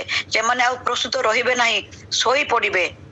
ସେମାନେ ଢୋଳାଉ ଶୋଇ ପଡିଲେ, ସେମାନେ ଦୋଷ କମ। ଯୋଉମାନେ ପ୍ରସ୍ତୁତ ଆହ୍ୱାନ କରାଯାଇଅଛି, ଯୋଉମାନଙ୍କୁ ପ୍ରସ୍ତୁତ କରାଯାଇଅଛି, ସେମାନେ ମଧ୍ୟ ଢୋଳ ଶୋଇ ପଡିବେ। ଏହିପରି ମାଣ୍ଡଳିକ ଭାବେ ହଉ, ଆମେ ଯୋଉ ପ୍ରଭୁଙ୍କ ସେବା କାର୍ଯ୍ୟ ନିମନ୍ତେ କିମ୍ବା ଗୁରୁ ଦାୟିତ୍ୱ ନେଇଛୁ, କିମ୍ବା ପାରିବାରିକ ଭାବେ ବି ହଉ, ଆମେ ଆତ୍ମିକ ଜୀବନରେ ଆମେ ଢୋଳ ଶୋଇ ପଡିବା। ବିଳମ୍ବ ବୋଲି ଯଦି ଆମେ ଭାବୁ, କାରଣ ଖ୍ରୀଷ୍ଟୀୟ ଜୀବନରେ ପ୍ରତ୍ୟେକ ମୁହୂର୍ତ୍ତ ପ୍ରସ୍ତୁତି ଜୀବନ ଅଛି। ଆଜି ପ୍ରୀତମ ଗୀତ ଗାଉଥିଲେ ପ୍ରସ୍ତୁତି ବିଷୟରେ। କାରଣ ସେ ସମୟରେ ଯେତେବେଳେ ଆମେ ଦୁର୍ବଳ ହେବା, ପ୍ରେମ ଶିଥିଳ ହେବ। ବାକ୍ୟରେ ଲେଖାଯାଇଅଛି, ଅଧର୍ମ ବୃଦ୍ଧି ପାଇବ, ବାକ୍ୟ ପ୍ରତି ମନ ଶୀତଳ ହେବ, କନ୍ୟା ପ୍ରତି ବା ମଣ୍ଡଳୀ ପ୍ରତି ପ୍ରେମ ଶୀତଳ ହେଇଯିବ, ପବିତ୍ର ଆତ୍ମାଙ୍କ ପ୍ରତି, ବରଙ୍କ ପ୍ରତି ପ୍ରେମ ଶୀତଳ ହେବ, ପ୍ରଭୁ ଯୀଶୁ ଖ୍ରୀଷ୍ଟ ଉଦ୍ଧାରକର୍ତ୍ତାଙ୍କ ପ୍ରତି ପ୍ରେମ ଶୀତଳ ହେଇଯିବ। ପ୍ରାର୍ଥନା ବାକ୍ୟ ପ୍ରତି ପ୍ରେମ, ଆଗ୍ରହ, ଶୀତଳ ଅର୍ଥ ଆଗ୍ରହ ବୁଝାଏ, ଆଗ୍ରହ କମିଯିବ। ଉପବାସ ପ୍ରାର୍ଥନା ପ୍ରତି ପ୍ରେମ କମିଯିବ। ଆଉ ଯୋଉମାନେ ଢୋଳାଉ ଶୋଇ ପଡିଲେ, ସେମାନେ ବ୍ୟକ୍ତିମାନେ ମଧ୍ୟ ପ୍ରେମ ଭୁଲିଯିବେ, ଜଗତର ଆମୋଦ ପ୍ରମୋଦ ପ୍ରତି ବ୍ୟସ୍ତ ରହିବେ। ପ୍ରିୟମାନେ, ଏହି ଘଟଣା ନିଶ୍ଚୟ ଘଟିବ। ପ୍ରଭୁ ଆସିବେ, ବର ଆସିବେ, ବର କିନ୍ତୁ ପ୍ରଶ୍ନ ଉଠେ, ବର ବିଳମ୍ବ କାହିଁକି କରୁଛନ୍ତି?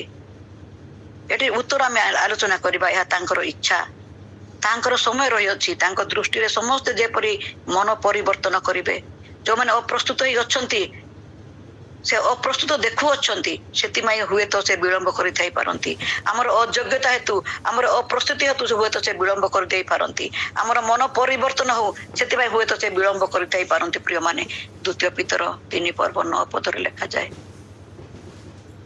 ଦ୍ୱିତୀୟ ପିତର 3:9 ଲେଖାଯାଏ, ବିଳମ୍ବ ବୋଲି ଯେପରି କେତେକ ଭାବନ୍ତି, ପ୍ରଭୁ ଆପଣ ପ୍ରତିଜ୍ଞା ବିଷୟରେ ସେପରି ବିଳମ୍ବ କରନ୍ତି ନାହିଁ, କିନ୍ତୁ ଯେପରି କେହି ବିନଷ୍ଟ ନ ହୁଅନ୍ତି, ବରଂ ସମସ୍ତେ ମନ ପରିବର୍ତ୍ତନ କରନ୍ତି, ଏହା ଇଚ୍ଛା କରି ସେ ତୁମମାନଙ୍କ ପ୍ରତି ଦୀର୍ଘ ସ୍ନେହ ଅଟନ୍ତି।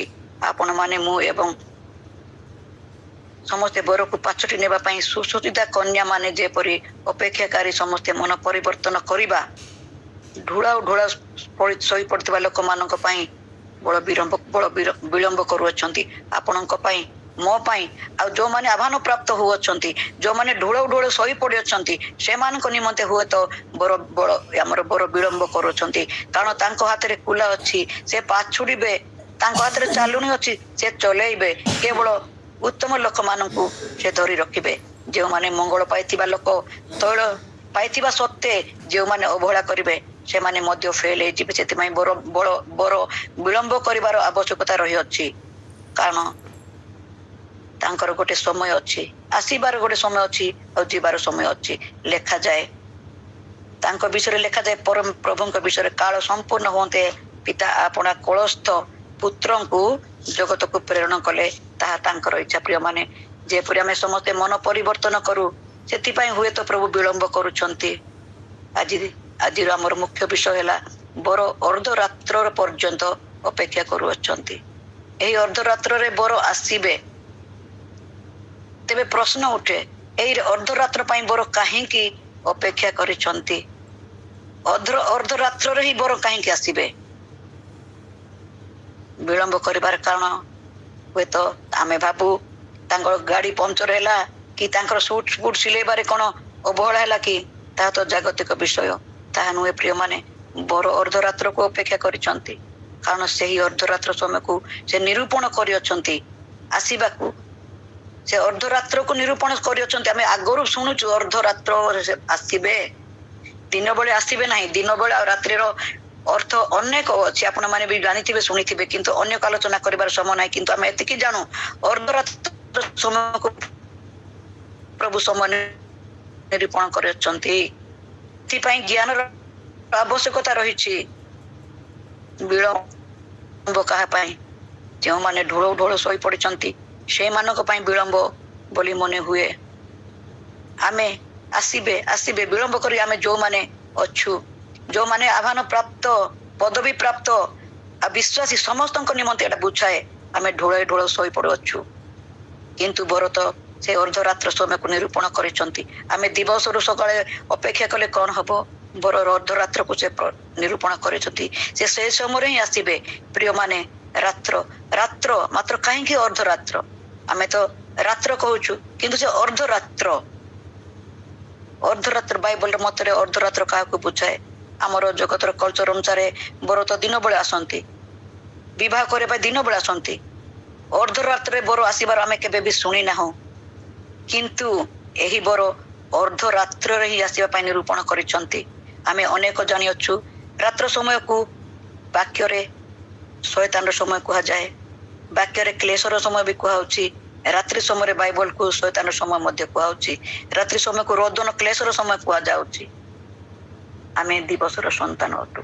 ଏହି ରାତ୍ରିକୁ 7 ବର୍ଷର କ୍ଲେଶ ଯୁଗ ବୋଲି ମଧ୍ୟ ବାକ୍ୟରେ ଲେଖାଯାଏ। ପ୍ରିୟମାନେ, ଆମେ ଅଳ୍ପ ବହୁତ ଶୁଣୁଛୁ କିମ୍ବା ପାଠ ବି କରୁଛୁ এই ଯୁଗ କଥା। ଏଠି 7 ବର୍ଷର କ୍ଲେଶ ଯୁଗ। କୋଉ କୋଉ ଯୁଗ ଆମ ପୃଥିବୀରେ ବର୍ତ୍ତମାନ ଚାଲିଲାଣି? ଈଶ୍ୱର ଆପଣା ସଦୃଶ ପ୍ରତିମୂର୍ତ୍ତିରେ ଯେତେବେଳେ ଆଦି ପୁସ୍ତକରେ ଲେଖାଯାଏ, ଆଦମ ହବାକୁ ଆପଣା ପ୍ରତିମୂର୍ତ୍ତି ସେ ନିର୍ମାଣ କଲେ। ସେମାନଙ୍କୁ ସେ ଅତି ପ୍ରେମ କରୁଥିଲେ। ଆଦମ ହବାଙ୍କ ସମୟରେ ପବିତ୍ରତା ଥିଲା।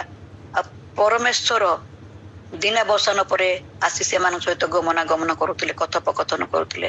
ତାହା ନିଷ୍ପାପ ଯୁଗ ଥିଲା। ଆଉ ଯେତେବେଳେ ସେମାନେ ଅବାଧ୍ୟ ହେଲେ, ଫଳ ଖାଇଲେ, ପାପ ପ୍ରବେଶ କଲା, ପାପ ପରିପୂର୍ଣ୍ଣ ଯୁଗ ହେଲା। ତାପରେ ସେ ଯୁଗକୁ ପାପ ପରିପୂର୍ଣ୍ଣ ଯୁଗ କୁହାଗଲା। ଏହା ପରେ ପରେ ଯେତେବେଳେ ପାପ ଅଧିକ ହେଲା, ପରମେଶ୍ୱର ବ୍ୟବସ୍ଥା ଦେଲେ ମନୁଷ୍ୟମାନେ ଯେପରି ସୁଧୁରି ଯିବେ, ସେଥିପାଇଁ ବ୍ୟବସ୍ଥା ଦିଆଗଲା। ମାତ୍ର ତାହା କୌଣସି କାର୍ଯ୍ୟକାରୀ ହୋଇପାରିଲା ନାହିଁ। ସେଇ ଯୁଗକୁ ବ୍ୟବସ୍ଥା ଯୁଗ କୁହାଗଲା। ପ୍ରିୟମାନେ, ପରମେଶ୍ୱର ତାପରେ ନୀରବ ରହିଲେ। ସେ 4 ବର୍ଷ ମାଟିରୁ ମଲାକି ଯାଏ ପରମେଶ୍ୱର ନୀରବ ରହିଗଲେ। ବାକ୍ୟରେ ଆମେ ପଢୁଛୁ 400 ବର୍ଷର ଗୋଟିଏ ଯୁଗକୁ, ସେ ଯୁଗକୁ କୁହାଗଲା ଅନ୍ଧକାର ଯୁଗ ବୋଲି କୁହାଯାଏ। ନିଷ୍ପାପ ଯୁଗ ଗଲା, ପାପରେ ପରିପୂର୍ଣ୍ଣ ଯୁଗ, ବ୍ୟବସ୍ଥା ଯୁଗ, ଅନ୍ଧକାର ଯୁଗ ଗଲା। ଆଉ ଅନୁଗ୍ରହ ଯୁଗ, ଅନ୍ଧକାର ଯୁଗ ପରେ ପ୍ରଭୁ ଯୀଶୁ ଯେ ଉଦ୍ଧାର କର୍ତ୍ତା, ପରମେଶ୍ୱର ପରିତ୍ରାଣ କର୍ତ୍ତା, ମୁକ୍ତିଦାତା ପରମେଶ୍ୱର ଏ ସ୍ୱର୍ଗର ପରିତ୍ରାଣ ଅନୁଗ୍ରହକୁ, ମଙ୍ଗଳ ଦାନକୁ ନେଇ ଜଗତକୁ ଆସିଲେ। ଆଉ ସେଇ ଦିନ ଠାରୁ ଅନୁଗ୍ରହ ଯୁଗ ରହିଅଛି। ନିଷ୍ପାପ ଯୁଗ ଗଲା, ପାପ ପୂର୍ଣ୍ଣ ଯୁଗ ଗଲା, ବ୍ୟବସ୍ଥା ଯୁଗ ଗଲା, ଅନ୍ଧକାର ପୂର୍ଣ୍ଣ ଯୁଗ ଗଲା, ଅନୁଗ୍ରହ ଯୁଗରେ ଆମେ ଅଛୁ। ଏବେ ଆମେ ମାନେ ଅନୁଗ୍ରହ ଯୁଗ ମଧ୍ୟରେ ରହିଅଛୁ, ଆଉ ପବିତ୍ର ଆତ୍ମାଙ୍କ ଯୁଗରେ ମଧ୍ୟ ରହିଅଛୁ। ଏ ଅନୁଗ୍ରହ ଯୁଗରେ ଥିବା ଆମେ ସବୁ ଅତି ଭାଗ୍ୟବାନ ଅଟୁ। ପେଣ୍ଟିକଷ୍ଟ ଦିନ ପରେ, ପେଣ୍ଟିକଷ୍ଟ ଦିନ ଠାରୁ ପରେ ପବିତ୍ର ଆତ୍ମା ମଧ୍ୟ ମିଶିଗଲେ। ମୁଖ୍ୟ ବିଷୟ, ଆମେ ଏହି 2ଟି ଯୁଗରେ ଅଛୁ, ଅନୁଗ୍ରହ ଯୁଗ ଓ ପବିତ୍ର ଆତ୍ମା ଯୁଗରେ ଅଛୁ। ସେଥିପାଇଁ ପରମେଶ୍ୱର ସେଇ ସମୟରେ ଆମ ଠାରୁ ଅଧିକ ନିକାଶ ନେବେ। ଯେହେତୁ ଆମେ ସମସ୍ତେ ସାହାଯ୍ୟ ସହଯୋଗ ସବୁ ବିଷୟ ପାଉଅଛୁ, ଜାଣୁଅଛୁ, ଆମର ପଥ ପ୍ରଦର୍ଶକ ପବିତ୍ର ଆତ୍ମାଙ୍କ ଯୁଗରେ ରହିଅଛୁ। ସେଥିପାଇଁ ଆମମାନଙ୍କ ଠାରୁ ପିତା ଅଧିକ ନିକାଶ ନେବେ। ଯଦିଓ ଆମେ ଅନୁଗ୍ରହ ଯୁଗରେ ଲୋକ, ମାତ୍ର ଆମେ ଆଉ ଦୁର୍ଭାଗା ଯେ ଅନୁଗ୍ରହ ଯୁଗର ଶେଷ ଅଂଶରେ ଅଛୁ। ପ୍ରିୟମାନେ, ଅନୁଗ୍ରହ ଯୁଗରେ ଅଛୁ ସତ, କିନ୍ତୁ ଅନୁଗ୍ରହ ଯୁଗର ଶେଷ ଅଂଶରେ ଅଛୁ। ଆଉ ଗୋଟେ ଯୁଗର ପ୍ରାରମ୍ଭରେ ପଶି ଅଛୁ, ତାହା ହେଲା କ୍ଲେଶର ଯୁଗ। ଅତି ନିକଟରେ ଅଛି, ଅତି ନିକଟରେ ସେ କ୍ଲେଶର ଯୁଗରେ ଆମେ ଅଛୁ। ଅନୁଗ୍ରହ ଯୁଗର ଶେଷରେ ଏବଂ କ୍ଲେଶର ଯୁଗର ପ୍ରାରମ୍ଭରେ ଆମେ ପ୍ରବେଶ କରିଛୁ। ଯେଉଁ କ୍ଲେଶର ଯୁଗରେ ଆମେ ଜାଣିଛୁ କଣ କଣ କ୍ଲେଶ ଜଗତକୁ ଆସିବ, କିଛି ମାତ୍ର ଆଲୋଚନା ପଦେ କହୁଛି ଶୈତାନ ସେଦିନ ସମୟ ସେ ସମୟରେ ଶୈତାନକୁ ଟିକେ ଜାଣିବା ପାଇଁ ପ୍ରସ୍ତୁତି ପାଇଁ ଆମେ ବାରମ୍ବାର ପଢୁଛୁ। ଆଉ ଆଜି ମଧ୍ୟ ଆଲୋଚନା କରିବା ଯେ ଯେଉଁ ସେ କ୍ଲେଶର ଯୁଗ ଶୈତାନକୁ ସ୍ୱାଧୀନ ଦିଆଯିବ, ସେ ତାର ଭୟଙ୍କର ଭୟଙ୍କର କାର୍ଯ୍ୟ କରିବ। ଭଣ୍ଡ ଭାବବାଦୀ ମାନେ ଆସିବେ, ବିନାଶକର ପୁତ୍ର ଆସିବେ, 666 ନମ୍ବର ଆସିବ, ତାଡନା କ୍ଲେଶର ସମୟ ଆସିବ, ଉପାସନାର ସ୍ୱାଧୀନତା ନଥିବ। ପ୍ରିୟମାନେ, ଗୋଟେ ରାଜା ଆସିବେ, ନିଜ ଇଚ୍ଛା ଅନୁସାରେ କାର୍ଯ୍ୟ କରିବେ, ଦିନ ସମୟର ପରିବର୍ତ୍ତନ କରିବେ, ନିଜ ଇଚ୍ଛା ଅନୁସାରେ କାର୍ଯ୍ୟ କରିବେ, ସ୍ୱେଚ୍ଛାଚାରୀ ହେବେ। ଦାନିଏଲ ପୁସ୍ତକରେ ଆମେ ଯଦି ପଢୁ ତାହା ସ୍ପଷ୍ଟ ଭାବରେ ଲେଖାଯାଇଛି ଆଗାମୀ ବିଷୟରେ। ବର୍ତ୍ତମାନ ଆମେ କ୍ଲେଶ ଯୁଗରେ ପାଦ ଦେଇ ଅଛୁ। ଏଇ କ୍ଲେଶର ଯୁଗକୁ ରାତ୍ରି ବୋଲି ବା 7 ବର୍ଷର କ୍ଲେଶ, ଏଇ ରାତ୍ରିକୁ 7 ବର୍ଷର କ୍ଲେଶ ଯୁଗ ବୋଲି କୁହାଯାଇଛି ବାଇବଲରେ। ଆୟୋବ ପୁସ୍ତକ 36:20ରେ ଯେଉଁ ରାତ୍ରିରେ ଲେଖାଯାଏ, ଯେଉଁ ରାତ୍ରିରେ ଗୋଷ୍ଠୀ ମାନେ ସ୍ୱ ସ୍ୱ ସ୍ଥାନରେ ଉଚ୍ଛିନ୍ନ ହୁଅନ୍ତି, ସେଇ ରାତ୍ରି ବାଞ୍ଛା କର ନାହିଁ। ଗୋଷ୍ଠୀ ମାନେ ମଧ୍ୟ ସେଇ ରାତ୍ରିରେ ପ୍ରିୟମାନେ ଉଚ୍ଛିନ୍ନ ହୋଇଯିବେ। ଅର୍ଥାତ୍ ସେଇ ରାତ୍ରି ଉଚ୍ଛିନ୍ନ ହେବାର ସମୟ, ଯେଉଁ ରାତ୍ରି କଥା ଉଲ୍ଲେଖ କରାଯାଇଅଛି ତାହା କ୍ଲେଶର ସମୟ। ରାତ୍ର କେବେ ବି ଉତ୍ତମ ନୁହେଁ। ଆମେ ଜାଗତିକ ହିସାବରେ ରାତ୍ର ସମୟ ଭୟଙ୍କର ଭୂତ ପ୍ରେତ ସମୟ ବୋଲି କହୁ। ଆମେ ମୃତ ପ୍ରାୟ ସେ ସମୟରେ ଶୋଉ। ରାତ୍ର ସମୟ ଗୀତ ସଂହିତା 30 ପର୍ବ 5 ପଦରେ ଖରେ ଲେଖାଯାଏ, ରୋଦନ ରାତ୍ରି ପାଇଁ ପ୍ରବାସ କରିପାରେ, ମାତ୍ର ପ୍ରାତଃ କାଳରେ ଆନନ୍ଦ ଆସେ।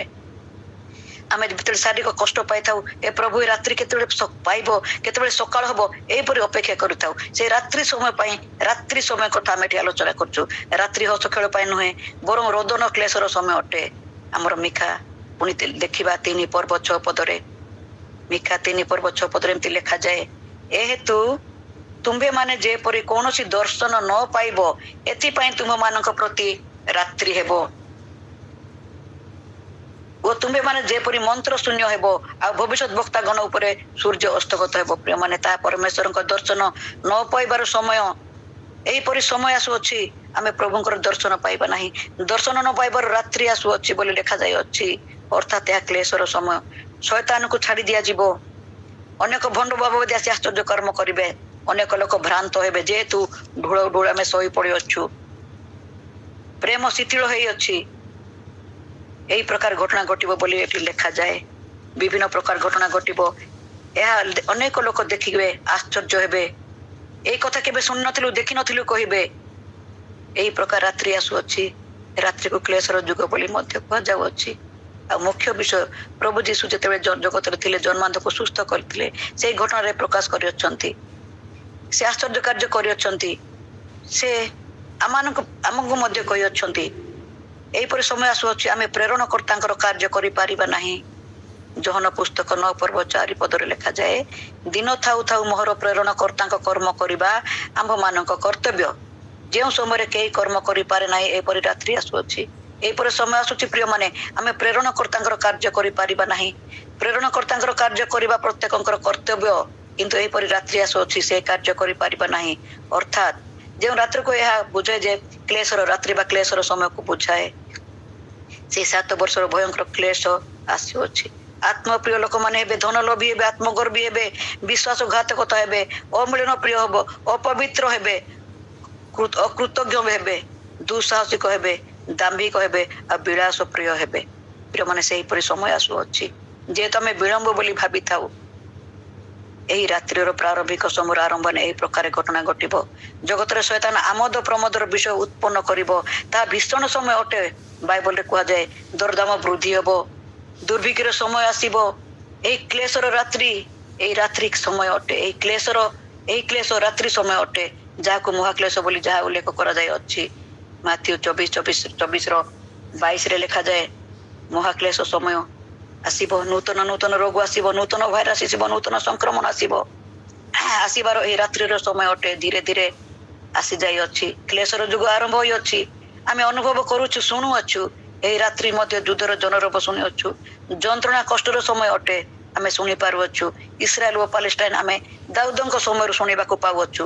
କିନ୍ତୁ ସମୟ ଆସିବ, ବିଶ୍ୱବ୍ୟାପୀ ଯୁଦ୍ଧ ହେବ। ଏହା ସେ କ୍ଲେଶର ସମୟ, ଯାହାକି ସମସ୍ତେ ପ୍ରଭାବିତ ହେବେ। ଏହି ମହାକ୍ଲେଶର ସମୟ ପ୍ରାକୃତିକ ବିପର୍ଯ୍ୟୟର ସମୟ ଅଟେ। ମାଥ୍ୟୁ 24 ପର୍ବ 29-30 ଲେଖାଯାଏ। ଭୟଙ୍କର କ୍ଲେଶ ଉତ୍ତାରେ ସେ ମନୋନୀତ ଲୋକଙ୍କୁ ଏକତ୍ର କରିବେ ପ୍ରିୟ ମାନେ। ସେ ପ୍ରଭୁ 29 ପଦରେ, ମାଥ୍ୟୁ 24 ପର୍ବ 29 ପଦରେ କହନ୍ତି ଭୟଙ୍କର କ୍ଲେଶ ଉତ୍ତାରେ ସେ ମନୋନୀତ ଲୋକଙ୍କୁ ଏକତ୍ର କରିବେ। ଦ୍ୱିତୀୟ ଥେସଲୋନିକ୍ୟ 1:3 ପଦ ମଧ୍ୟ ଲେଖିବା ଅନେକ ଅଛି। ସେ ସମୟରେ ପ୍ରଥମେ ଧର୍ମଚ୍ୟୁତି ଘଟିବ। ଆପଣ ମାନେ ଦେଖିବେ ଦ୍ୱିତୀୟ ଥେସଲୋନିକ୍ୟ 2 ପର୍ବ 1:3 ଲେଖାଯାଇଛି ପ୍ରଥମେ ଧର୍ମଚ୍ୟୁତି ଘଟିବ। ଲୋକମାନେ ପ୍ରକୃତ ଧର୍ମ କାର୍ଯ୍ୟ କରିବେ ନାହିଁ, ଜଗତର ଦେଖାଣିଆ କାର୍ଯ୍ୟ କରିବେ। ଅଧର୍ମ ପୁରୁଷ ପ୍ରକାଶିତ ହେବ ପ୍ରିୟ ମାନେ। ସେ ସମୟରେ ଅଧର୍ମ ବୃଦ୍ଧି ପାଇବ, ଅନ୍ୟାୟ ବର୍ବରତା ବୃଦ୍ଧି ପାଇବ। ଆମର ନୀତି ବିରୋଧ କାର୍ଯ୍ୟ ହବ, ଦୁଷ୍ଟତା ପୁନର୍ବାର ଫେରି ଆସିବ। ଯେପରି ନହଙ୍କ ସମୟର ଜଳ ପ୍ଲାବନ ପୂର୍ବରୁ ଯେ ପ୍ରକାର ଘଟଣା ଘଟିଥିଲା ସେଇ ପ୍ରକାର ସମସ୍ତ ଘଟିବାକୁ ଯିବ ଯାଉଛି। ମାଥ୍ୟୁ 24 ପର୍ବ 37-37 ପଦରେ ଲେଖାଯାଏ। ଏଠାରେ ଦ୍ୱିତୀୟ ଥେସଲୋନିକ୍ୟ 2 ପର୍ବ 1-3 ମଧ୍ୟରେ ମଧ୍ୟ ଲେଖା ଅନୁସାରେ ଯୀଶୁଙ୍କର ଦ୍ୱିତୀୟ ଆଗମନ ସମୟ ଅଲଗା ଅଟେ ଏବଂ ଏଠାରେ ଏକତ୍ର ହେବା, ସୁସଜ୍ଜିତା କନ୍ୟା ସହିତ ଏକତ୍ର ହେବାର ସମୟ ଅଲଗା ଅଟେ। ଦ୍ୱିତୀୟ ଆଗମନ ଅଲଗା ଅଟେ ଏବଂ ଏଇ ସୁସଜ୍ଜିତା କନ୍ୟାକୁ ନେବା ସମୟ ଅଲଗା ଅଟେ। ଆମେ ସମସ୍ତେ ଏହାକୁ ଠିକରେ ମନେ ରଖିବାକୁ ପଡିବ। ପ୍ରଥମେ ସୁସଜ୍ଜିତା କନ୍ୟାକୁ ନେବା ପାଇଁ ପ୍ରଭୁ ଆସିବେ, ଦ୍ୱିତୀୟରେ ତାଙ୍କର ଆଗମନ ହବ। ତେଣୁ ଆମେ ଆଉ ପ୍ରସ୍ତୁତ ହେବା। ଆମେ ଯେଉଁ ଅର୍ଦ୍ଧରାତ୍ର ବିଷୟରେ ଆଲୋଚନା କରୁଛୁ ତାହା ସୁସଜ୍ଜିତା କନ୍ୟା ଅର୍ଥାତ୍ ରାପ୍ଚର ପାଇଁ ତାଙ୍କୁ ଗ୍ରହଣ କରିବା ପାଇଁ ସେ ଆସୁଅଛନ୍ତି।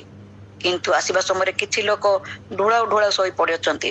ଅବଶ୍ୟ କିଛି ଲୋକ ସଜାଗ ଅଛନ୍ତି, ସେମାନେ ତୈଳକୁ ବଞ୍ଚେଇ ଅଛନ୍ତି।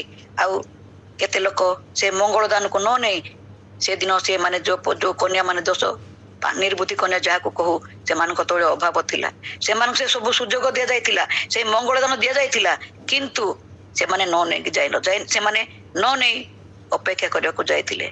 ଆମେ ଦେଖୁ ଆମର ଏଇ ସମୟର ଏଇ ମଙ୍ଗଳଦାନକୁ ନ ନେଇ ଯାଇଛନ୍ତି, ତେଣୁ ତାଙ୍କର ସାକ୍ଷାତ ହେଇପାରି ନାହିଁ। ବର ଆସିବେ ତାହା ଅର୍ଦ୍ଧରାତ୍ରିକୁ ଆମେ ବୁଝଉଛୁ। ତେଣୁ ସେ ଆସିବା ପର୍ଯ୍ୟନ୍ତ ଆମେ ବିଳମ୍ବ ବୋଲି ନ ଭାବି ଆମେ ପ୍ରସ୍ତୁତ ହଉ। ଯେତେବେଳେ ଅଧର୍ମ ପୁରୁଷ ପ୍ରକାଶିତ ହବ ସେ ସମୟରେ ସେ ଆସିବେ। ସେ ସମୟକୁ ସେ ଅପେକ୍ଷା କରିଛନ୍ତି। ଯେଉଁ ସମୟରେ ଅଧର୍ମ ପୁରୁଷ ବିନାଶର ପୁତ୍ର ପ୍ରକାଶିତ ହବ ତାହାକୁ ପରାଜିତ କରିବା ନିମନ୍ତେ ପ୍ରିୟ ମାନେ ବାକ୍ୟ ତାହାକୁ ପରାଜିତ କରିବା ନିମନ୍ତେ ସେହି ସମୟରେ ହିଁ ପ୍ରଭୁ ଆସିବେ। ତାଙ୍କର ମଣ୍ଡଳୀକୁ ରକ୍ଷା କରିବା ନିମନ୍ତେ, ଉର୍ଦ୍ଧାନ୍ତ କରିବା ନିମନ୍ତେ ସେ ବର ହେଇ ଆସିବେ ପ୍ରିୟ ମାନେ। ପ୍ରଭୁଙ୍କ ନାମ ଗୌରବ ହଉ। ପ୍ରଭୁ ଆମକୁ କେତେ ପ୍ରେମ କରନ୍ତି। ଯେତେବେଳେ ସେ ଆସିବେ ଆମେ ଯେତେବେଳେ ତାହାଙ୍କ ସହିତ ଯିବା, କିନ୍ତୁ ବାକ୍ୟରେ ବି ଲେଖାଯାଏ ସେ 50% ଲୋକ କି ଯିବେ। ସେଦିନ 10 ଜଣ ପ୍ରସ୍ତୁତ ଥିଲେ, 5 ଜଣ ହିଁ ଗଲେ। ଆମର ବାକ୍ୟରେ ଅନେକ ସ୍ଥାନରେ ବି ଲେଖାଯାଇଅଛି 2 ଜଣ ଶୋଇଥିବେ ଜଣକୁ ନିଆଯିବ, 2 ଜଣ କ୍ଷେତରେ କାମ କରୁଥିବେ ଜଣକୁ ନିଆଯିବ, ଜଣେ ରହିବେ, 2 ଜଣ ଚକି ପେଶୁଥିବେ ଜଣକୁ ନିଆଯିବ, ଜଣକୁ ଛଡାଯିବ। ଯେପରି 10 ଜଣ ଅପେକ୍ଷା କରିଥିଲେ 5 ଜଣକୁ ଗ୍ରହଣ କରା ବୋଲି ଦେଖାଯାଏ। ପ୍ରିୟମାନେ ଆମେ ନିଜକୁ ଏପରି ଭାବିବା, ଏପରି ବିଶ୍ୱସ୍ତତାରେ ରହିବା, ଏପରି ସଜାଡ଼ିବା ଯେ ଧାର୍ମିକତାର ପବିତ୍ରତାରେ ରହିବା, ନିଆଯାଉଥିବା ସେଇ 50% ଲୋକମାନଙ୍କ ମଧ୍ୟରେ ଆମେ ରହିବା। ଆମେ ଜାଣିନୁ କାହାକୁ ପ୍ରଭୁ ନେବେ, କାହାକୁ ଛାଡିବେ। ସମସ୍ତେ ତ କ୍ଷେତ୍ରରେ ଅଛୁ, ସମସ୍ତେ ଚକି ପେଶାରେ ଅଛୁ, ପରିଶ୍ରମ କରୁଛୁ, ଆଉ ଜଣକୁ ଛଡାଯିବ, ଜଣକୁ ନିଆଯିବ, ଏହା ତାଙ୍କର କାର୍ଯ୍ୟ। କିନ୍ତୁ ଆମେ ଆମର କର୍ତ୍ତବ୍ୟ ପ୍ରସ୍ତୁତ ହେବା। ସେଦିନ ଅନ୍ଧକାର ସମୟରେ ମରିୟମଙ୍କ ସମୟ କଥା ଆମେ ଚିନ୍ତା କରିବା। ସେ ଅନ୍ଧକାର ଯୁଗରେ ମରିୟମ ପ୍ରସ୍ତୁତ ଥିଲେ ମସିହଙ୍କୁ ଜନ୍ମ ଦେବା ନିମନ୍ତେ। ସେ ନିତାନ୍ତ ତାଙ୍କ ଜୀବନରେ ସେ ଧାର୍ମିକତା ଥିଲା, ପବିତ୍ରତା ଥିଲା। ତେଣୁ ପ୍ରଭୁ ତାହାଙ୍କୁ ସେ ପବିତ୍ର ଦେଖିଲେ ଆଉ ତାହାଙ୍କୁ ସେଇ ମସିହଙ୍କର ଜନ୍ମ ଦେବା ନିମନ୍ତେ ତାହାଙ୍କୁ ପ୍ରସ୍ତୁତି କଲେ। କାରଣ ଯାହାକୁ ଦାୟିତ୍ୱ ଦିଆଯାଇଅଛି ସେମାନେ ପବିତ୍ରତା ହେବାର ଆବଶ୍ୟକ ଅଛି। ଆମକୁ ସେ ପ୍ରଦୀପ ଧରି ପ୍ରଭୁଙ୍କୁ ପାଛୋଟି କରିବାର ଆବଶ୍ୟକ ଅଛି। ଆମେ ପଦବୀ ଦିଆଯାଇଛି, ଆମକୁ ଆହ୍ୱାନ କରାଯାଇଛି, ଆମେ ଜାଗ୍ରତ ହେବା। ଆଉ କୋଳାହଳ କରିବା ଲୋକ କୋଳାହଳ କରୁଅଛନ୍ତି। 6 ପଦରେ ଲେଖାଏ କୋଳାହଳ କରିବା ଲୋକ ଜାଗ୍ରତ ଅଛନ୍ତି। ଯେଉଁମାନେ ବିଭିନ୍ନ ମାଧ୍ୟମରେ ଜାଗ୍ରତ କରୁଅଛନ୍ତି, ଯେଉଁମାନେ ଅଫଲାଇନ ହଉ, ଅନଲାଇନ ହଉ, ସଭାରେ ହଉ, ଚର୍ଚ୍ଚରେ ହଉ କୋଳାହଳ କରୁଛନ୍ତି, ହେଲେ ସେମାନେ ବିଶ୍ୱାସୀ ମାନେ ତୁମର ଢୋଳ ଶୋଇ ପଡିଛନ୍ତି। ବିଶ୍ୱାସୀ ମାନେ ଢୋଳ ଶୋଇ ପଡି ଅଛନ୍ତି, କିନ୍ତୁ କୋଳାହଳ କରିବା ଲୋକମାନେ କୋଳାହଳ କରୁଛନ୍ତି। ସେ କୋଳାହଳ କରିବା ଲୋକ କିଏ? କୋଳାହଳ କରୁଥିବା ଲୋକ ଈଶ୍ୱରଙ୍କ ଦ୍ଵାରା ମନୋନୀତ ଦାସ ଦାସୀ ମାନେ, ସେବକ ମାନେ, ପ୍ରଭୁଙ୍କ ଦାସୀ ମାନେ, ଯେଉଁମାନେ ଆମକୁ ବାକ୍ୟ ପ୍ରଦାନ କରୁଛନ୍ତି, ପ୍ରସ୍ତୁତି ବାକ୍ୟ ଦେଉଅଛନ୍ତି, ସଚେତନର ବାକ୍ୟ ଦେଉଅଛନ୍ତି, ସେମାନେ କୋଳାହଳ କରୁଅଛନ୍ତି। କୋଳାହଳ କରିବା ପାଇଁ ଜାଗ୍ରତ କରୁଅଛନ୍ତି। ଜାଗ୍ରତ ଜାଗ୍ରତ କରିବା ପାଇଁ ସେମାନେ କେତେ କଷ୍ଟ କରୁଛନ୍ତି। ପ୍ରଭୁଙ୍କ ଲୋକମା ସେବକ ମାନଙ୍କ କଥା ଆମେ ଦେଖିବା, ସେମାନେ କେତେ ନିନ୍ଦା ଅପମାନ ତାଡ଼ନା ସହ୍ୟ କରୁଛନ୍ତି। ଅଳ୍ପ ଦରମାରେ ବିଭିନ୍ନ କଷ୍ଟରେ ସେମାନେ ପ୍ରଭୁଙ୍କ ସେବା କାର୍ଯ୍ୟ କରନ୍ତି, ଅନେକଙ୍କୁ ଆହ୍ୱାନ କରନ୍ତି, ଜାଗ୍ରତ କରିଅଛନ୍ତି। ମୃତ୍ୟୁକୁ ଭୟ ନ କରି ସେମାନେ କୋଳାହଳ କରୁଛନ୍ତି, ଜାଗ୍ରତ ହୁଅ ବର ଆସୁଅଛନ୍ତି। ପ୍ରତି ରବିବାର ହଉ, ମିଟିଂରେ ହଉ, ଜୁମ୍ରେ ହଉ, ଗୁଗୁଲ ମିଟ୍ରେ ହଉ, ବିଭିନ୍ନ ସ୍ଥାନରେ ପ୍ରଭୁଙ୍କ ଦାସ ମାନେ କୋଳାହଳ କରୁଅଛନ୍ତି, ବର ଆସୁଅଛନ୍ତି, ଜାଗ୍ରତ ହୁଅ। ପ୍ରିୟମାନେ, କେତେ ଜଣ ଆମେ ଜାଗ୍ରତ ହଉଅଛୁ? 7 ପଦରେ ଲେଖାଯାଏ, ସେତେବେଳେ ସେଇ କନ୍ୟା ମାନେ ସମସ୍ତେ ଉଠି ଆପଣା ଆପଣା ପ୍ରଦୀପ ସଜାଡ଼ିଲେ। କୋଳାହଳକାରୀଙ୍କ ଶବ୍ଦକୁ ଶୁଣି, ବାକ୍ୟକୁ ଶୁଣି ଆପଣା ପ୍ରଦୀପ ସଜାଡୁଛନ୍ତି। ଆମେ ପଢିଲେ 50% ଲୋକ ହିଁ ଯିବେ। ସେଦିନ ଆମେ ଦେଖୁଛୁ ଯେ 10 କୁମାରୀ କନ୍ୟା ମାନଙ୍କ କଥା, 5 ଜଣଙ୍କୁ ସେଦିନ ମନୋନୀତ କରାହେଲା। ଅନେକ ଆହ୍ୱାନ ପ୍ରାପ୍ତ, ଆମେ ଅନେକଙ୍କୁ ପ୍ରଭୁ ଆହ୍ୱାନ କରୁଛନ୍ତି, କିନ୍ତୁ ଆମେ ପ୍ରଭୁଙ୍କ ଦୃଷ୍ଟି କେତେ ଜଣ ଆମେ ମନୋନୀତ ହଉଛୁ? 10 ଜଣ ମାତ୍ର, ଆହୁତ 10 ଜଣ, ମନୋନୀତ 5 ଜଣ। ପ୍ରିୟମାନେ, ଏହି ଅର୍ଦ୍ଧରାତ୍ର ସମୟ ଆସିଗଲାଣି, କାରଣ ଆମେ ଅନେକ ଲକ୍ଷଣ ଦେଖି ଚାଲୁଣି, ସଂକେତ ମଧ୍ୟ ଦେଖି ଚାଲୁଣି। ଅନେକ ଅର୍ଦ୍ଧରାତ୍ର ସମୟରେ 7 ବର୍ଷ କ୍ଲେଶକୁ ବୁଝାଏ, ଯେଉଁ ସମୟରେ ଅନେକ ଆଶ୍ଚର୍ଯ୍ୟ କାର୍ଯ୍ୟ ସବୁ କରିବେ। ଲୋକମାନେ ଚମତ୍କାରକୁ ନମସ୍କାର କରିବେ, ପ୍ରଭୁଙ୍କୁ ଭୁଲି ଯିବେ, ଜଗତ ଜ୍ଞାନରେ ଅନେକ ଜ୍ଞାନୀ ହେବେ। ଆମେ ଏବେ ଦେଖୁଛୁ ମୋବାଇଲ, ଆମର ଇଣ୍ଟରନେଟ ହଉ, ଗୁଗୁଲ ହଉ, କମ୍ପ୍ୟୁଟର, ଆମ ପିଲାମାନେ ସେଥିରେ ଅଧିକ ଜ୍ଞାନୀ ହେଇଛନ୍ତି, କିନ୍ତୁ ଲକ୍ଷ୍ୟ କରୁ ଆତ୍ମିକ ଜୀବନରେ କମିଛନ୍ତି। ଆମେ ସେଇ ଜଗତର ଜ୍ଞାନକୁ ଅଧିକ ପ୍ରଶଂସା କରୁଛୁ। ମୋ ଉପରେ, ମୋ ସନ୍ତାନ, ମୋ ପୁଅ, ମୋ ଝିଅ ଇଣ୍ଟରନେଟ ଉପରେ ଅଧିକ ଜ୍ଞାନ ପାଇଛି, କିନ୍ତୁ କେବେ ଚିନ୍ତା କରିନଥାଉ ଆତ୍ମିକ ଜୀବନରେ ମୋ ସନ୍ତାନ କେତେ ବୃଦ୍ଧି ପାଇଛି।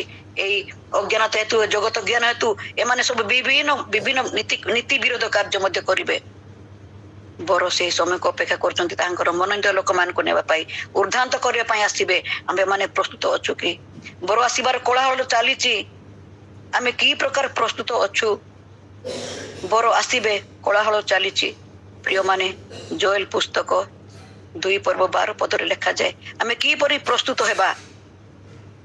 ଲେଖାଯାଏ, ଜୋଏଲ 2 ପର୍ବ 12 ପଦରୁ 16 ପଦ ଲେଖାଯାଏ, ଉପବାସ କରିବା, ରୋଦନ କରିବା, ସର୍ବାନ୍ତକରଣ ସହ ସଦାପ୍ରଭୁଙ୍କ ନିକଟକୁ ଫେରିବା, ବସ୍ତ୍ର ନ ଚିରି ଅନ୍ତକରଣ ଚିରିବା, ପ୍ରଭୁଙ୍କର ଲୋକ ହେବା, କାରଣ ବର ଆସିବେ। ଆମେ ରାତ୍ରିରେ ପ୍ରବେଶ କରିଅଛୁ, ରାତ୍ରିରେ ପ୍ରବେଶ କରିଅଛୁ। ଅର୍ଦ୍ଧରାତ୍ର ଆସିବ ନିମନ୍ତେ ଆଉ ଅଳ୍ପ ସମୟ ମାତ୍ର। ରାତ୍ର ପରେ ଅର୍ଦ୍ଧରାତ୍ର ବା ମଧ୍ୟରାତ୍ର ଆଉ ଅଳ୍ପ ସମୟ ମାତ୍ର, ଯେଉଁ ସମୟରେ ବରଙ୍କ ଆଗମନ ହବ। ଆଜିର ବାକ୍ୟ ଅର୍ଦ୍ଧରାତ୍ରର ବାକ୍ୟ, ହେଲେ ଆମର ପ୍ରସ୍ତୁତି କଣ ଅଛି? ଆଜିର ବାକ୍ୟ ଆମର ଅର୍ଦ୍ଧରାତ୍ରରେ ବର ପ୍ରଭୁଙ୍କର ଲୋକ ହେବା। ପ୍ରଭୁଙ୍କର ଲୋକଙ୍କ, କାରଣ ପ୍ରଭୁ ଅର୍ଦ୍ଧରାତ୍ର ଆସିବେ, ବର ଅର୍ଦ୍ଧରାତ୍ର ଆସିବେ। ଆମେ ରାତ୍ରିରେ ପ୍ରବେଶ କରିଛୁ, ଅର୍ଦ୍ଧରାତ୍ର ପାଇଁ ଆମେ ଅଳ୍ପ ସମୟ ମାତ୍ର ଅଛି, ଯେଉଁ ସମୟରେ ବରଙ୍କ ଆଗମନ ହବ। ଜାଗ୍ରତ ହେବାର ଆବଶ୍ୟକତା ରହିଅଛି। ଆଜିର ବାକ୍ୟ ଅର୍ଦ୍ଧରାତ୍ରରେ ବର, ଆମେ ରାତ୍ରିରେ ପ୍ରବେଶ କରିଅଛୁ। ରାତ୍ରି ଆରମ୍ଭ ହୋଇଅଛି, ଭଣ୍ଡ ଲୋକମାନେ ଉଠି ସାରିଲେଣି, ଆଶ୍ଚର୍ଯ୍ୟ କାର୍ଯ୍ୟ ସବୁ ଦେଖାଗଲାଣି, ଯୁଦ୍ଧର ଜନରବ ଶୁଣା ଯାଇଅଛି, ଦରଦାମ ବୃଦ୍ଧି ହୋଇଅଛି, ଅଧର୍ମ ପୁରୁଷ ପ୍ରକାଶିତ ହୋଇଅଛି, ପ୍ରେମ ଶିଥିଳ ହେଉଅଛି, ସମସ୍ତ ହୋଇଅଛି। କେବଳ ବରଙ୍କୁ ସେଇ ଅର୍ଦ୍ଧରାତ୍ରରେ ଅପେକ୍ଷା କରିବା ବର ଆସୁଅଛନ୍ତି। ଜାଗ୍ରତ ହେବାର ଆବଶ୍ୟକତା ରହିଛି। ଶେଷରେ ଗୋଟେ ପଦ ମୁଁ ପଢି ବାକ୍ୟ ଶେଷ କରୁଛି, ଆମର ଲୁକ 12 ପର୍ବ 40 ପଦ, ତୁମ୍ଭେ ମାନେ ମଧ୍ୟ ପ୍ରସ୍ତୁତ ହୋଇଥାଅ, କାରଣ ଯେଉଁ ଦଣ୍ଡରେ ତୁମ୍ଭେ ମାନେ ମନେ କରୁନଥିବ, ସେଇ ଦଣ୍ଡରେ ମନୁଷ୍ୟ ପୁତ୍ର ଆସିବେ। ପ୍ରଭୁ ଏହି ଆଲୋଚନା ବାକ୍ୟ ଉପରେ ଆଶୀର୍ବାଦ କରନ୍ତୁ। ଆମେନ୍। ମୁଁ ଅଳ୍ପ ସମୟ ପ୍ରାର୍ଥନା କରୁଛି। ପ୍ରିୟ ପ୍ରଭୁ, ଆମେ ତୁମକୁ ଧନ୍ୟବାଦ କରୁଛୁ, ଆଜିର ବାକ୍ୟ ପାଇଁ ଧନ୍ୟବାଦ କରୁଛୁ, ପ୍ରଶଂସା ଦୟା କଲ ପ୍ରଭୁ, ଦୟା କର। ଆମେ ଯେପରି ତୁମର ପ୍ରଥମ ଆଗମନ ନିମନ୍ତେ ପ୍ରସ୍ତୁତ ହେବୁ, ତୁମେ ଯେଉଁ ଉର୍ଦ୍ଧାନ୍ତର କରିବା ନିମନ୍ତେ ଆସୁଅଛ, ସେଥିପାଇଁ ଆମେ ପ୍ରସ୍ତୁତ ହଉ। ଆମେ ମଧ୍ୟ ଆକାଶକୁ ମେଘମାଳରେ ନୀତ ହେବା ପାଇଁ ପ୍ରସ୍ତୁତ ହେବୁ, ସେଥିପାଇଁ ଦୟା କର। ଆମକୁ ଦୟା କର ପିତା। ଆମେ ବସ୍ତ୍ର ନ ଚିରି ଅନ୍ତକରଣ ଚିରିବୁ, ରୋଦନ ବିଳାପର ସବୁ ତୁମ ନିକଟକୁ ଫେରିବୁ, ସେଇ ପ୍ରକାର ସୁଯୋଗ ଦିଅ। ଆମେ ଯେତେ ଜଣ ବାକ୍ୟ ଶୁଣି ଅଛୁ, ମତେ ନିଜକୁ ବାକ୍ୟ ଶୁଣିଥିବା ପ୍ରତ୍ୟେକଙ୍କୁ ତୁମରି ପବିତ୍ର ଚରଣରେ ସମର୍ପଣ କରି ପ୍ରାର୍ଥନା ଯୀଶୁଙ୍କ ନାମରେ ମାଗିଲି, ଆମେନ୍। ଆମେନ୍, ହାଲେଲୁୟା। ଆଉ କି ଶୁଭିବ ଭଙ୍ଗା ବୀଣା ତାରେ, ଆଦ୍ୟ ପ୍ରେମ